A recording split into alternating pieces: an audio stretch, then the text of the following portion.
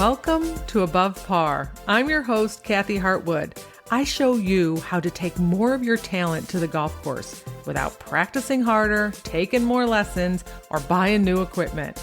I show you how to end the frustration of underperforming so you can start playing to your potential. This is where you are going to learn how to think above par so you can play below par. Let's get to it. Hello, my golf friend. Welcome back to Think Above Par. I am super happy that you are here. I hope you're having an amazing summer. I'm going to do something that's a little unusual. I'm going to talk a little bit about golf and golf mechanics because the topic of the yips comes up all the time. And there are mechanics that play a role in your mental game. Sometimes we actually can have some mechanical errors that are going on that contribute to our mental state and kind of mess with our thoughts and our emotions a little bit. I'll have a whole other podcast about that, but I want to talk to you today specifically about putting yips. And I want to start with why you get the yips. Then I'm going to tell you how you can start to minimize the yips or get rid of the yips. So if you have the yips, this is definitely a podcast for you. If you don't, or you have never experienced them, I just want to let you know that statistics say, and I'm not wishing this on anybody, that 25 to 48% of people actually get the yips at some point in their golfing career. Now, what will happen is sometimes people feel like they have a neurological deal going on with their body, right? That it's actually physical. And that could be true, but it's only true about 5% of the time. So that means that 95% of the people are actually getting the yips because of a few reasons that I'm going to tell you right now. The first thing is it can be mechanical. You could have a little bit of a wonky stroke that is contributing to the yips, right? Which is a little nervy stroke where there's a lot of club face rotation, and it's usually on shorter putts, though I have coached people on long putts that they yip on all of them. But it's typically on those shorter putts. So mechanically, you could be too wristy, right? The putting stroke is not meant to be wristy. Wrist produces speed, and there's not a whole lot of movement in a stroke. So it's really just one motion, one power source that you want to have. So the wrist getting in play, now there's too many power sources going on. In other words, you're creating too much speed for how far you're trying to hit it, and then we can get a little yippy. Your stroke could be not balanced, meaning you could take it back really long and your brain kind of knows that's too much stroke for this short of a putt. And then you put on the brakes and you decelerate. So it's not balanced. It's either too long on your backstroke and too short on your follow through, or vice versa. So it's not a very balanced back and forth motion. And you're trying to make adjustments on the go based on what your eyes are seeing. It doesn't line up. You know, you might have a 2-foot putt and you're like, oh my gosh, I have enough stroke for a 20-foot putt. You know, something's going to happen that you're going to put on the brakes. Because typically we don't run it by the whole 19 feet very often on a really short putt. Not very many times in a row. You'll figure out using your hand-eye coordination how to adjust and change things. So you could have an unbalanced stroke. You could have really poor tempo. You know, we talk about putting being a lot like a pendulum and back and through and using a metronome and putting. We've done all those things. And your tempo could be really off and really wonky. And that's something for you to work on. In other words, you could take it back really fast and then you slow down going into the ball. Or vice versa, you could take it back super slow and then you add a lot of speed. So that's something that you could look at. And then it could be that your aim is just horrific. I have seen this happen with people where they're aiming so far offline that your eyes do know this, and then it twists the face to get the ball to go back online. Now you've got a wristy stroke that has a lot of motion and movement in it, and it doesn't feel very secure to you and safe to you, right? So it becomes very inconsistent. So it could be your aim and your setup. Now I'm going to say too, you could have a bad grip. Your hands aren't very balanced on the club, so they're fighting each other.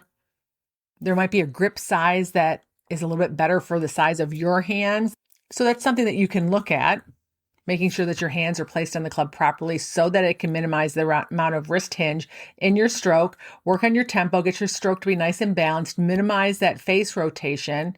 Yes, for sure, check all those things because those can contribute to getting a case of the yips or just having some nervy little putts.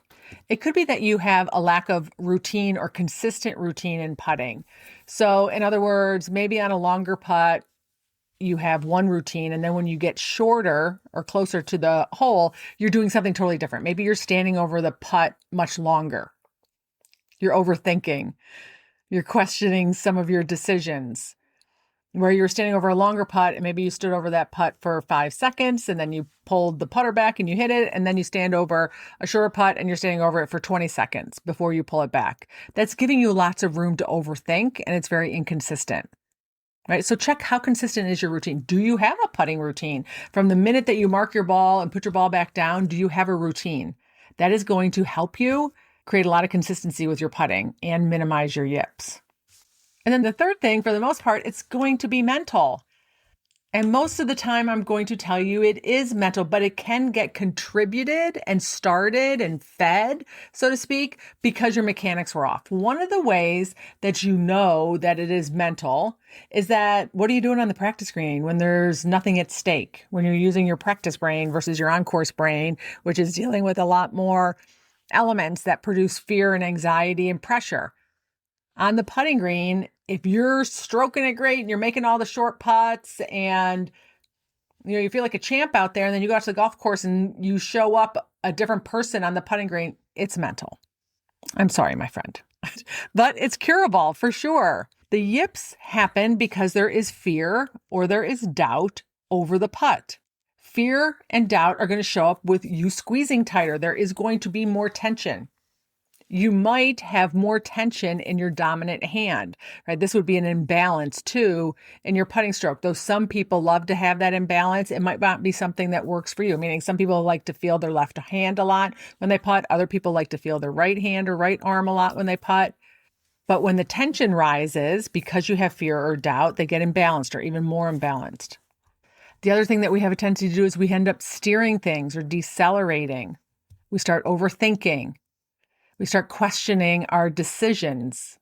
We have a lot of doubt, which means that we don't trust ourselves, whether we're reading the putt right or whether we're going to make it, right? Which goes back to my point that if you're hitting a putt and you're not in a state of calm or certain or confident or neutral or hopeful, something that works for you, then you're not going to be able to access your talent, the talent that you had on the practice green. So the first question I would tell you is which state are you in? You're in one of those. You could have pressure that you're putting on yourself where you're saying, I have to make it or I need to make it, and then you yip it. Okay, good to know. That's self-imposed pressure that isn't serving you or working for you because it's creating tension.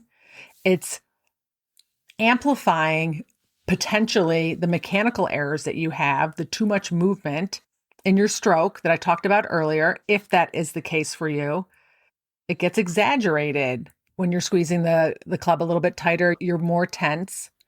You start steering it and decelerating and guiding it. That is a breeding ground for yips because what happens there is there's too much club face rotation. It's much harder for you to keep the putter face square longer and the stroke to be nice and balanced and even and have a good tempo so you can make those putts. So then, okay, fine. I'm sharing all that with you so that you can understand why one would get the yips and maybe you could prevent them, or if you have them, maybe you'll get to understand yourself a little bit more. But you first need to self-diagnose a little bit. I think it's hard for you to know what you're doing with your putting stroke unless you have some eyes looking at you. So go get a putting lesson and just check your mechanics. So your first step is to start with the mechanical. Just eliminate that as an option. So you're not grabbing straws trying to figure out which one it is. Just eliminate that you do not or you do have a mechanical issue in your stroke that is contributing to too much club face rotation. And then, of course, the yips. Go and build yourself a really solid routine. That's the second thing. Do it consistently every single time. Video yourself putting and time it on your camera. How long are you taking over those putts? How long are you taking over a longer putt? Check the difference between what happens on the practice green and what happens out on the golf course. Are you a different person out there? You're not doing the same things that you do in the practice green when you're having success. Okay, and then the mental part is you want to listen to what you're saying to yourself that is producing the fear and the doubt. The antidote for fear is safety. So how can you create some safety for yourself out on the golf course? Meaning, I'm okay. There's nothing to be afraid of if I miss a putt. I'm going to have my own back. And the antidote for doubt, and really both of them, is certainty, right? So doubt is like, I don't know. I don't know what's going to happen. I don't know if I'm going to make it. I don't know if I'm going to miss it. I don't know what I'm doing over the putter. I don't know if my face is going to twist. You want to create some certainty for you on what you know. For instance, you might say, on the practice green, I made 10 out of 10 of these. I can do this. There's nothing wrong with my stroke. I have some things I can do that I can minimize my club face rotation. I'll give you a couple in a second. I know which way this putt breaks. I have a good idea of the speed. I'm going to go through my routine, which I've practiced and I trust. I know that my stroke doesn't have a whole lot of movement in it. I've been working on that. Let's go. Create some certainty for yourself versus the doubt and the fear. Then that is going to show up maybe as less fear and less doubt. I'm not saying that you're going to quickly go to being super confident over putts if you've been yipping for a while, because your brain has some history. So you want to take a win as less yips, a little smoother stroke. You want to find that evidence and give yourself credit for it so that the next time you can go in and build on that. But where we get frustrated, actually we slow our progress down, is we're thinking we're supposed to do a 180 in one round. You didn't get to the yips overnight, most likely. And it most likely will not go away overnight. Doesn't mean it can't. I'm just saying you give yourself grace there to finding any little win you can find. It's very, very important for your brain to keep going. Otherwise, you're going to give up. You get frustrated. So a beautiful sentence for you to have is like, that was better. That felt smoother. I'm feeling calmer over it. I want you to pay attention to the sentences, though, that you are saying to yourself over these putts. And ask yourself, what do I want to say and what do I want to believe? Even though that thought is going to be there and you're going to hear it, it is not a problem. You're going to say, I hear you, but I'm going to think this other thought instead. And I'm going to stick with this until my brain starts seeing evidence of it. Now, this is the tricky part about me diagnosing someone with yips or helping them with a cure in a podcast, is because I can't see your stroke. So I want you to eliminate the mechanical part first. Have someone look at your stroke, whether it's an instructor or somebody that you trust, or just you, video it and watch it. How much movement do you have in your putter face? How good is your tempo? How many putts are you making on the practice green? Because you can have an amazing mental process, but if your stroke is wiggity wiggity, your brain's like, something's off here. This doesn't feel very good. And now that uncertainty creates a lot of fear. So it can feed your emotional and mental state. So check your mechanics first, get yourself a really solid routine, listen to what you're saying to yourself over the golf ball. And I will tell you, I am not against you trying different grips, meaning left hand low, claw grip, trying all the things. You can watch the players on TV. It's like the grip of the week with the putting, because they're going through the same things. It is a very nervy little shot. And they're trying to find a way to hold onto the club to minimize that club face rotation and that wrist movement. So you do you, like, try it all out. There is nothing to be ashamed of or no reason to be too proud to not go in and try the claw grip. I mean, one of the reasons why anchoring the putter against your chest, your sternum, or wherever people put it, I can't do it very well because my boobs get in the way, but guys had an advantage there. Sometimes I've seen guys' bellies get in the way, but yeah, I can't anchor it against my chest, even though you can't do that anymore. Anyway, but the reason you did that is because there was one lever, a lever from your chest, from your sternum down to the putter, right? One speed source, much easier to control, way less yips. So if you want to try a version of that, where you're not anchoring it against your body, give it a go. Use a longer putter. Change your grip around. Go ahead and try all the things. Buy a new putter. I don't care. Whatever helps you create a little bit more certainty is all fine by me. I've done all the things. And now I'm going to give you a couple little putting drills that can help minimize the yips, but also help you feel a little bit more of what's going on in your stroke. One thing is to do the old Jordan Spieth thing where you're looking at the hole while you putt. I actually love this. I've been starting to use it more and more, because sometimes I can stand over the ball and I see my face twist right away when I take it back, and I already create some doubt. So I actually, when I look at the hole instead of the ball, when I putt, I can't see A, the putter face twist, which is helpful, and B, it actually twists less, which is random. Probably not random, but it's a beautiful extra benefit. So you can try that. Practice with your eyes closed. I wouldn't do this on the golf course, but hit some short putts, get all set up, and then close your eyes and hit the putt. Feel your stroke a little bit more. Maybe you can feel some of the movement that is in your hands. Another thing I like to do from relatively close and I'd start with a relatively straight putt, is get all set up, put one hand behind your back, one arm behind your back, and putt with just your left arm, and then hit 7 or 8 balls, and then go and switch and go to your right hand and do that only. What I find, I've done this, is that one hand is going to be pretty good and the other one's going to be wiggity wiggity. It's not a golf term, but it's like, you're like, oh my goodness, you feel so uncoordinated. It will take you about a dozen putts and all of a sudden you'll gain some more coordination. One of the things that I have found doing this drill is I have found that sometimes I can tweak the way I'm holding the club to create more security with the putter. So that's useful. Now, the thing, I'm going to put in a disclaimer on this. Don't just go shimmying into the golf ball. Get in your setup position, bed up in your posture, however you set up, both hands on the club, and then put the hand behind the back. Don't just put your one hand in and kind of go in and you're not in your proper position. And I don't want you creating a new bad habit. But try that for a dozen balls with each hand and just observe what happens. And if I switch my grip out a little bit, am I a little bit more secure? And then put that other hand back on. That has been a very useful thing for me. Putting tracks are also useful.